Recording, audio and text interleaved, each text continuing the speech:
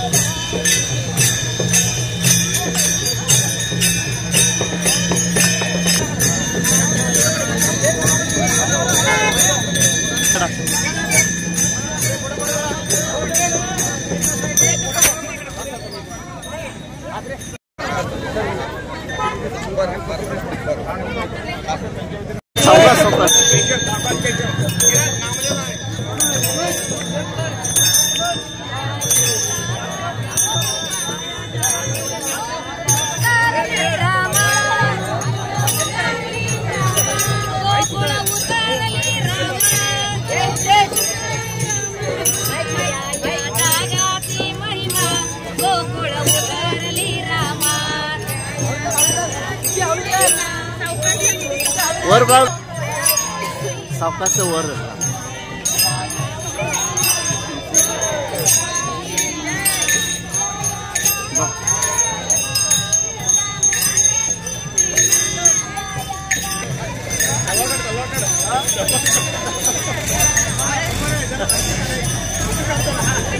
निमित्त दिंडीचं आयोजन करत शिवस्मारक या ठिकाणी सर्व समाजातील महिला वर्ग, तरुण वर्ग तसंच पदाधिकारी मंडळी यांनी जे दिंडीचं आयोजन केलं, पहिल्यांदा दिंडीचं आयोजन झालं।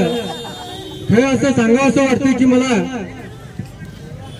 साक्षात्कार म्हणजे परवा एकादशीच्या पंढरपूरच्या एकादशी असते त्याला सतत 4 दिवस रात्रीचं मला म्हणजे माझं रात्रीचं असं भासत होतं की शाळेत ज्या दिंड्या निघत होत्या, लहान शाळांमध्ये गव्हर्नमेंट शाळांमध्ये ज्या दिंडीचं आयोजन केलं जात होतं तशीच एक दिंडी शिवस्मारकासाठी भेट द्यावी आणि त्याचं आयोजन कुणीतरी करावं असं मला साक्षात होत होता। पण त्याचं अवतरण आणि त्याची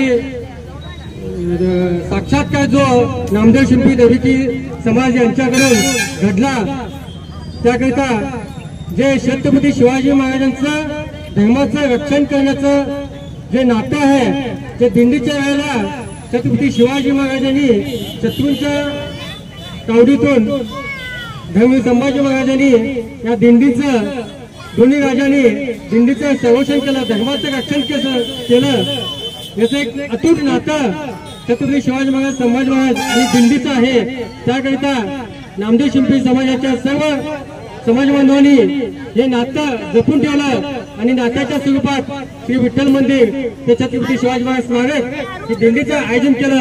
त्याकरिता मी कमिटीच्या मार्फत व शिवभक्ता मार्फत त्यांचा शतशः ऋणी आणि शतशः धन्यवाद व्यक्त करून त्यांच्या कोटी कोटी त्याला प्रणाम व्यक्त करतो. तिचा संगम इथं दिसत आहे. 2 वर्षापूर्वी हिंदवी स्वराज्याचे संस्थापक जगद्गुरु तुकोबारायांचे धर्मगुरु 2 वर्षापूर्वी छत्रपतींचं आगमन झालं. हिंदवी स्वराज्याचे संस्थापक, स्वराज्याचे जनक आणि श्रीमंत श्री जगद्गुरु तुकोबारायांचे धर्मगुरु, ज्यांच्यामुळे आपले देव आपल्या देवळात आहेत असे हिंदवी स्वराज्याचे संस्थापक छत्रपती शिवराय आणि त्यांच्या इथं मणिमानसी ही दिंडी यावी आमची आशा. आणि आज आमचाही पर्वकाळ आहे. श्री संत शिरोमणी नामदेवराय परिवार तथा संत जनाबाई साहेब त्यांचा 6ष्ठ शतकोत्तर अमृत महोत्सव वर्ष आणि त्या अनुषंगानं आपल्या श्री संत शिरोमणी नामदेव महाराज शिंपी समाज संकेश्वर यांनी छत्रपतींना मानवंदना द्यावी मणिमानसी आशा आणि त्या हेतून ही सर्व दिंडी इथं आलेली आहे. आणि 675 संजीवन समाधी सोहळा यावर्षी होणार आहे, चालू आहे, झालेलाच आहे. आणि त्याच्यासाठी छत्रपतींचं इथं धर्माचा बद्दल एक अभंग गायला लागेल, त्याच्यानंतर आरती होईल. राजा देव होतेच, देव होत्याच्या पलीकडे आमचे संत होते आणि राजे होते म्हणून आमची सर्व कीर्तनं आणि वारकरी संप्रदाय आज टिकून आहे हे म्हणणं तेवढं नक्कीच आहे. हे अवघड ठरणार नाही. राजे नसते तर संप्रदाय नसता, तुम्ही आम्ही नसतो. राजे होते म्हणून आपला वारकरी संप्रदाय आहे आणि त्यांचे गुरु जगद्गुरु तुकोबाराय. आता अभंग. संभाजी महाराज की, हिंदू धर्म की, भगवा ध्वज की.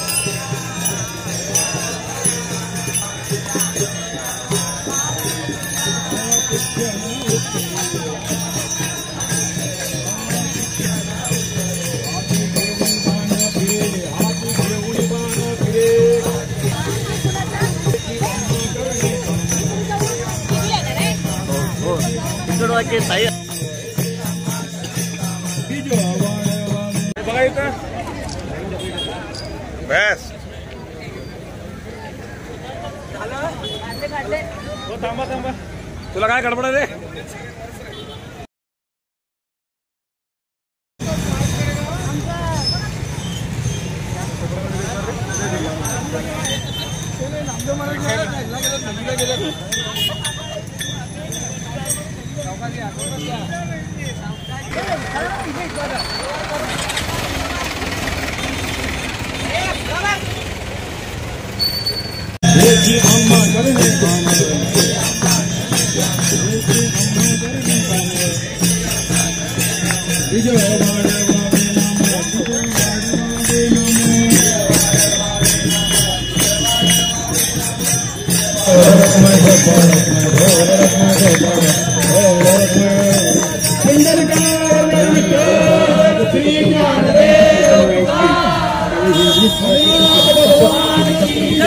ज्ञानेश्वर महाराज श्री संत शिरोमणी नामदेव महाराज, शांती ब्रह्म एकनाथ महाराज, जगद्गुरु तुकाराम महाराज, छत्रपती शिवाजी महाराज.